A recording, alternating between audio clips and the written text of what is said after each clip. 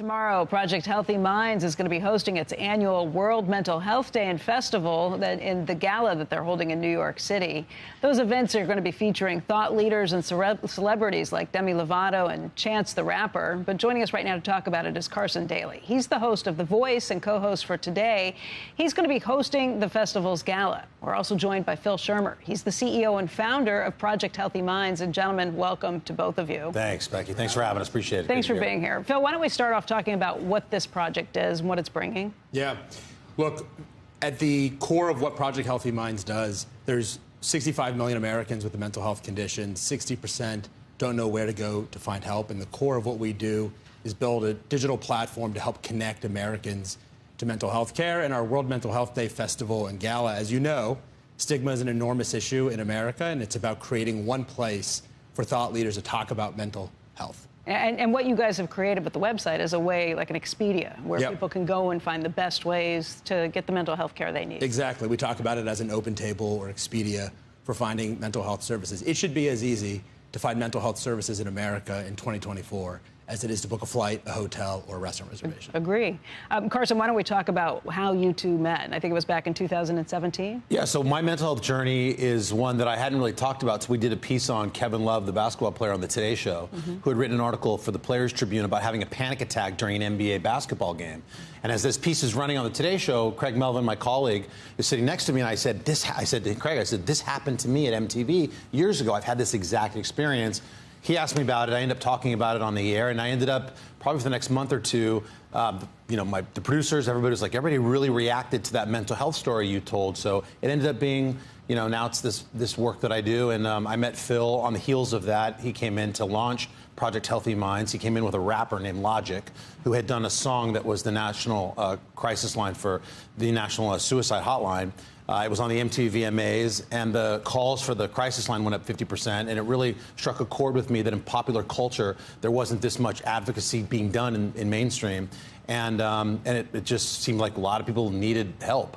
And so I just jumped on board. I think you telling your story means a lot, though, because to have a very successful person who millions of people watch every day and look up to say that, yeah, I've struggled with panic attacks, too. Yeah. What happened? How did it come about? Well, I feel like it's, I've joked that it's almost like that movie Fight Club, where, the first rule of Fight Club is that nobody talks about it. And that's, I grew up in the 80s where I didn't discuss mental health.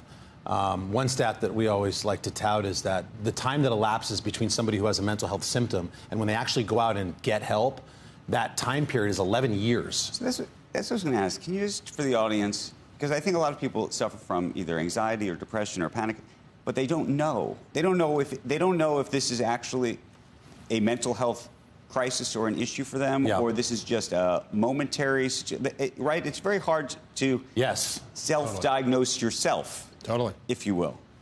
Totally. And I think that's one of the things that's important is it's easy when there is a cultural stigma around mental health.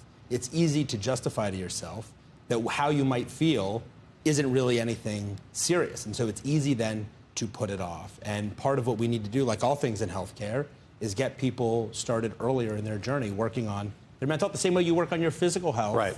Before you hit some health crisis. I mean, I say, like, if we play a pickup basketball game and you roll your ankle, how long does it take from when you're like, wow, did I break it? Is it a high sprain for you to go to urgent care? It might take, if you have a business breakfast, maybe 2 hours for you to get, but it takes people 11 years. They suffer in silence because they don't know. I was having panic attacks. I look back now, I dropped out of college. I'm pretty sure now that when I dropped out of college, I had a panic attack in that English class that led me to my counselor to let me to drop out. Music has saved my life because when I hear music, it calms me down and makes me feel good. I think I've had a career as a DJ and MTV and NBC and all these places, being as close to music as possible, strictly related to its relationship with me and my own mental health. And did it get better once you started? Oh, yeah. The best day I've ever had was when I got diagnosed with generalized anxiety disorder and panic disorder, because I didn't know it was a thing.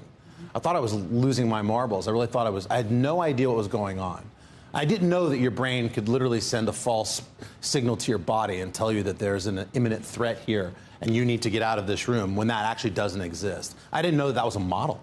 I didn't know it was anything real. Phil, the current state of treatment, is it involve like psychotherapy? What is it called? Psychotherapy and drugs? There's a whole both. Yeah, there's really a whole spectrum from meditation to therapy, psychiatry, inpatient, peer-to-peer But support. it's all mediated chemically, so if you have low neurotransmitters of something that will predispose you to being depressed, you can only fix that with helping the chemical imbalance, right? Or can it be done through therapy? Yeah, well, it can be done by all kinds of things, and I think over people's lives, you need different types of mental health support. What you need at 22 is different than what you need at 32 or 42. Well, and there's different things, too. I was talking to somebody yesterday about acute depression. When you have something that happens in your life that triggers you and puts you into that, it actually drops your serotonin levels significantly. Yeah. So it's a lot harder to restart that unless you are talking to somebody and maybe getting drugs that would boost those serotonin levels back. Right, but having this conversation in this platform and in society now, in popular culture especially, which I think is what I bring to the table, because people see me and go, oh, you're that dude from MTV, and here you are having this conversation about mental health, trying to normalize the conversation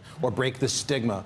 And I think once we can get to that, that's kind of the point of all of this in Project Healthy Minds and our gala and our festival, is just to get the same way that Kevin Love or anybody else in the press has talked about, Michael Phelps and I have talked forever about this, or Simone Biles, the more people that unlock their stories, that everybody watching is like, oh, they can relate to that. Yeah, as soon as I get out of here, very successful people coming and talking about this too makes you feel well, if they can do it, it means Yeah. I'm going to be okay. Right. And that it's something that is very open to be able to be talked about.